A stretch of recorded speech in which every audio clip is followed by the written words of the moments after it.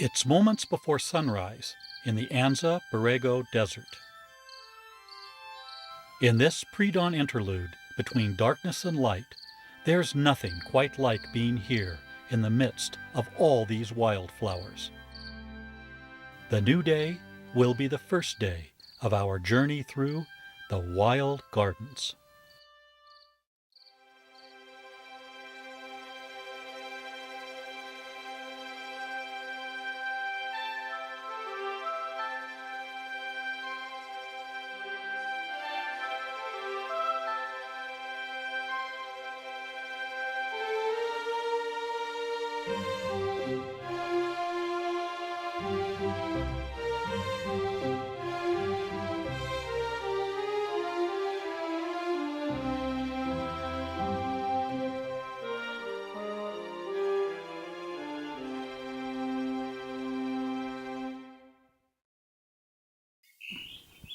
Hello, and welcome to the Wild Gardens. I'm your host, Martin Hale. What is a wild garden? Well, a wild garden is a garden that's wild. In other words, wildflowers. We're going to visit the wild gardens of California, starting in the Anza Borrego Desert. This isn't a scientific expedition, but rather a journey to the gardens themselves to see the intrinsic beauty of the wildflowers and the places they grow. Are you ready?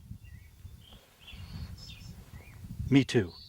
Oh, by the way, the desert sometimes comes under a magical spell when this is transformed into this.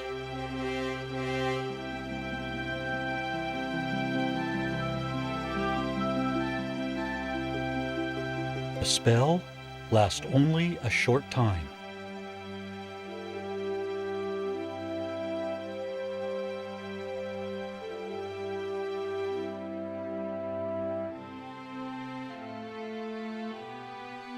A desert bloom is a breathtaking sight. It doesn't happen every year. Conditions have to be just right.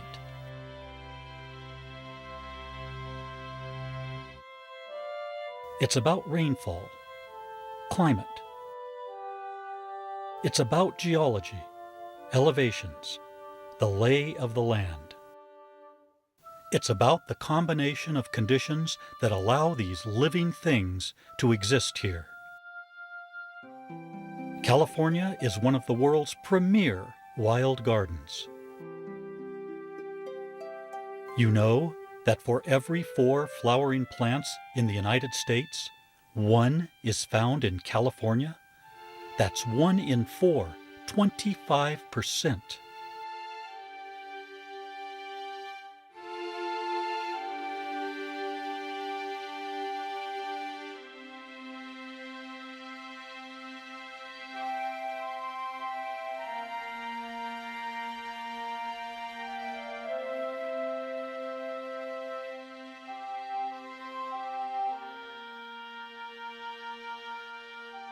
This is one of the world's botanical hotspots.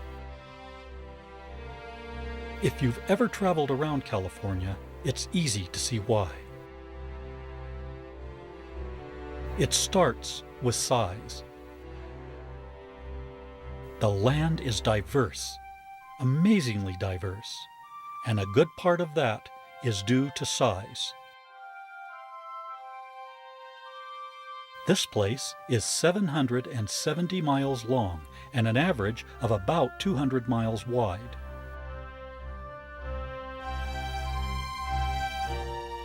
Why, you've got the Sierra Nevada mountain range with a 14,491-foot peak,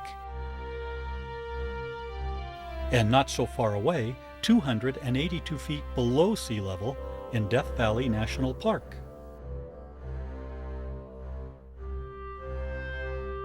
Major mountain ranges in the east.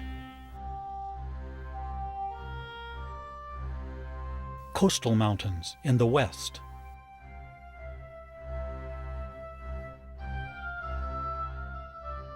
Beautiful valleys. hundreds of miles of coastal habitat.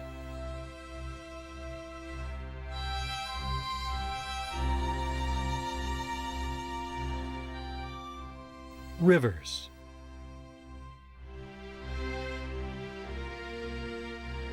Lakes. And, back to where we are now, the great deserts of the southeast.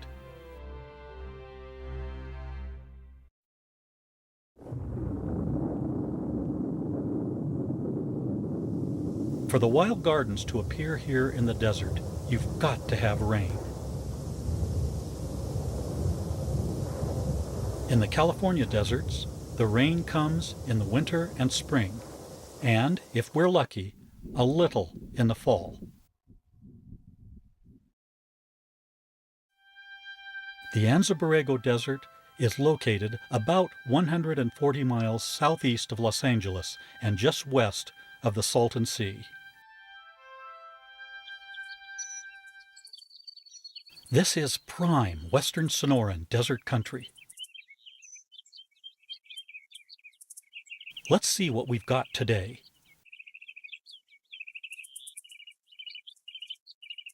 We'll start by taking a look at those flowers we were in just before sunrise. The soil here is sandy. It's like a gigantic wash. During the rains, water comes out of the canyon from the north end, and everything gets a good soaking. This is heaven to plants that like loose, sandy soil. Conditions are ripe for any number of species.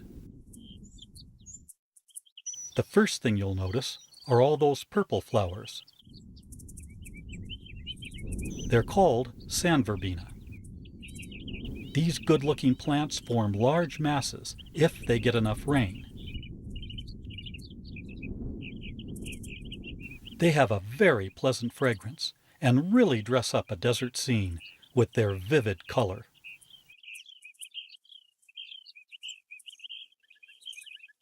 Now, when we were looking at the masses of sand verbena, you probably saw some white patches. Many of those are dune evening primrose. They are an impressive, large, by desert standards, flower. The petals can be up to a half-inch long. They love the sandy soil and can form masses just like the sand verbena. It's funny, I've noticed that in some years they outnumber the sand verbena. In others, like this year, not.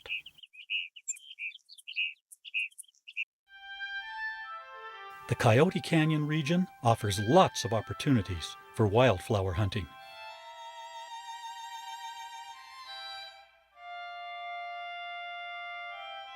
In addition to the alluvial floor, you've got walls of jumbled rock and almost invisible little side canyons and tributaries. There are good places everywhere for finding wildflowers. Let's climb up some of those jumbled rocks and see what we can find. Now here is a flower worth the effort. This beauty is called desert or rock hibiscus. This is a 2 to 2.5 inch flower. In the western Sonoran Desert, they're usually white. Further east, they're more pink in color. They are a gorgeous flower, and at least in my experience, not that common.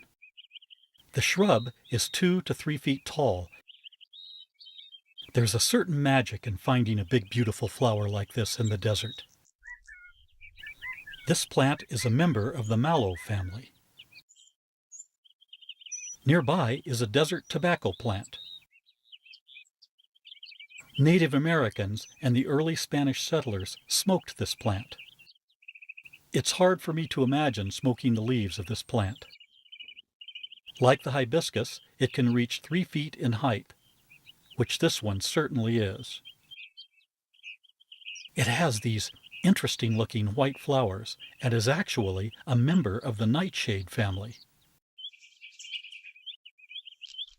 A little further on is a side canyon. Let's go in and see what denizens of the wild garden we'll find. The first thing we see is this rattlesnake weed. These are tiny flowers, tinier than you think.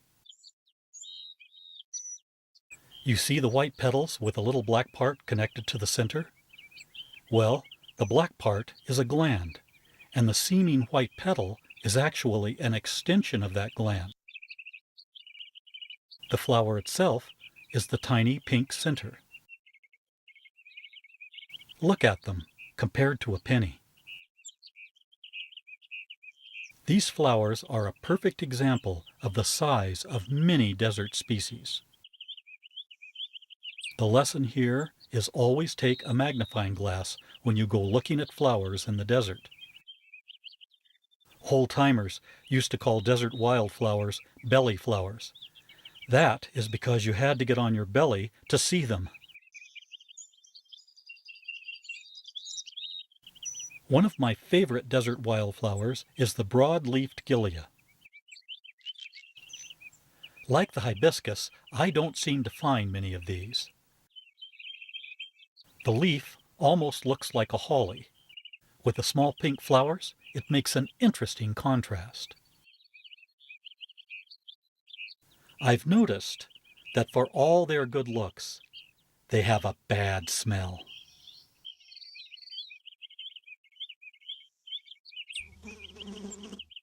Right across the trail, in bloom, is a nice beavertail cactus.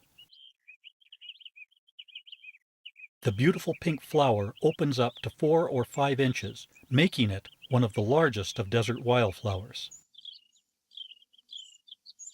As we look at it, it brings to mind one of many survival techniques employed by desert plants. Stem succulents, like this beavertail cactus, store water in their fleshy pads. They open their pores at night to emit carbon dioxide. During the day, they close their pores, do their photosynthesis, and preserve the water inside the pad. There's a lot more for us to see back in the main canyon. In those masses of sand verbena and dune evening primrose are some other interesting fellows that live in this community. Here's a beautiful example of a plant called laxflower. The name stems from the fact that the petals bend back, I suppose. This one's had a good watering. It's very large. More desert survival techniques can be seen with the laxflower. Size is first. When there's good rain, these plants get big. When there's less, they remain small and stunted. Notice the fine hairs on the leaves and stems. These help dissipate heat and keep the plant cool. The light silvery green color on the leaves and stems reflects sunlight, also cooling it down. An impressive flower in the Anza Borrego Desert is the desert or ajo lily. It gives us insight into yet another example of survival in the desert. This plant is called a bulbed perennial. There is an enlarged bulb storing food and water deep underground. It will only grow above the surface if it gets a good deep soaking in the winter. The ajo part of the name comes from Spanish for garlic. Native Americans ate the bulbs, and so did the early Spanish settlers. You know, no one has ever successfully cultivated an ajo lily. Another local inhabitant is the spectacle pod. You can see the round flat pod structures resembling a spectacle case. This is a big, beautiful specimen. It got lots of rain. I've never found a spectacle pod plant anywhere but here in Coyote Canyon. I know they grow all over the Sonoran Desert, but I've only found them here. I can almost measure the amount of rainfall here by the size of the spectacle pod plants.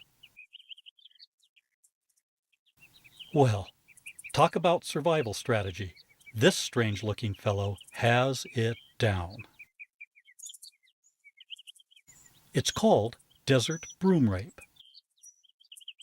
It's a parasite. It attaches itself to the root system of a host, like a creosote bush. The host does all the work, and our friend here is totally dependent on it for survival.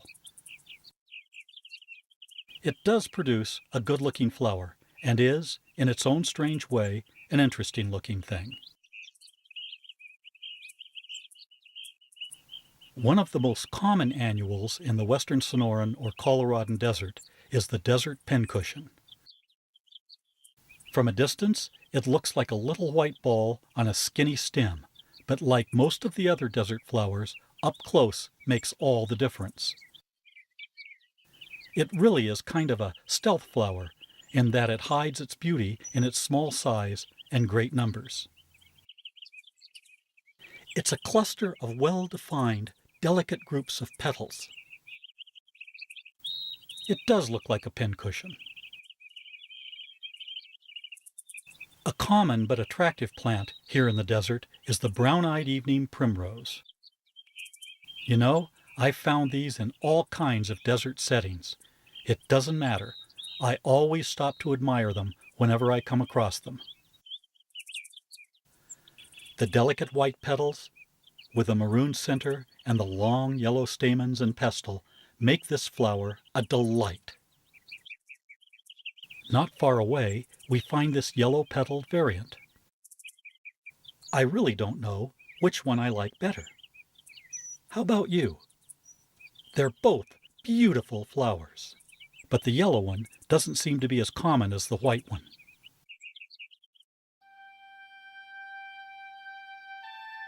Now here is a master of covering the desert floor. It's called desert sunflower or desert gold. By itself, it's a very pretty member of the sunflower family. This one truly is a case of, when you get the rain, you get the flowers. They will cover the ground with the right provocation from the weather. They can be found in many of the western deserts under 3,000 feet of elevation.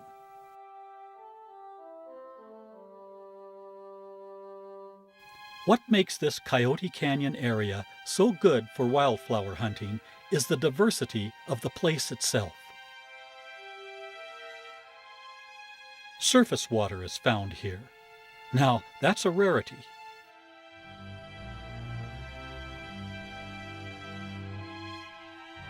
The gigantic sandy floor, one of the largest washes I've seen in any desert, is another attraction.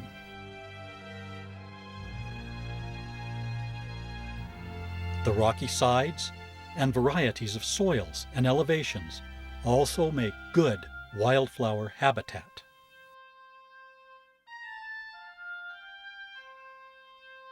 It's no wonder it's one of the most visited places in the Anza Borrego Desert.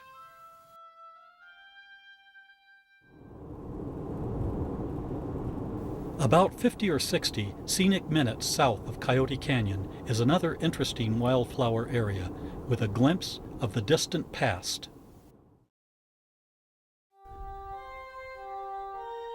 Behind me is the beginning of Mountain Palm Springs.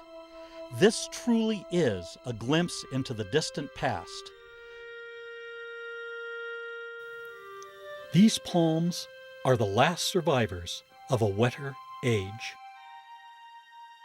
Palm groves like this are scattered all over the Borrego Desert. They once surrounded a great inland sea.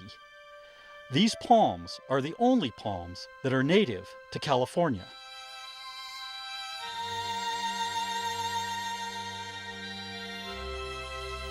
They're called California fan palms. You can find them around seeps or springs, places where even if the water's underground, it's still there most of the time.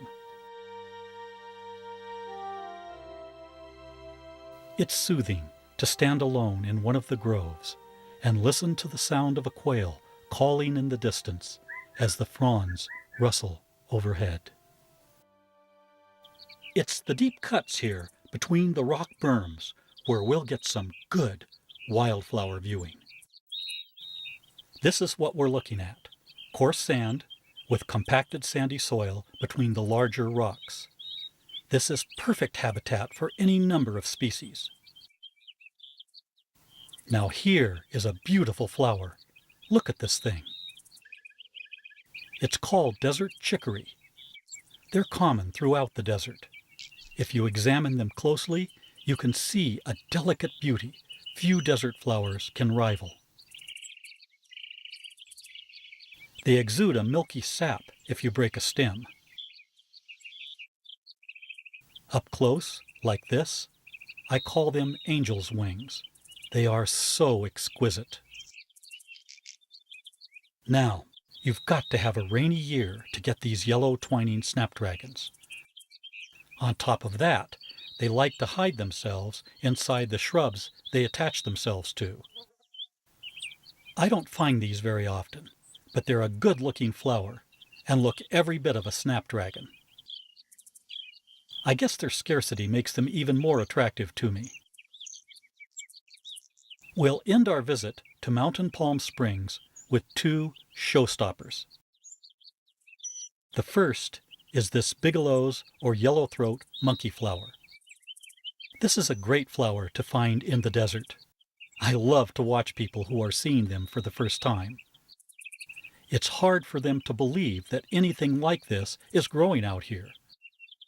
Finding beautiful flowers in the desert is like finding horns on a fish's head. It just seems so unlikely. The Bigelow monkey flower is another example of a plant that grows larger with more water. Our final flower is a favorite with many desert wildflower enthusiasts. It's called ghost flower. Believe it or not, it's in the same family as the monkey flower we just looked at, which is the figwort family.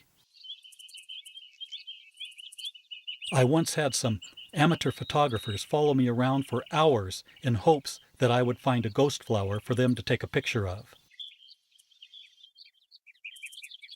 It almost looks out of place in the desert.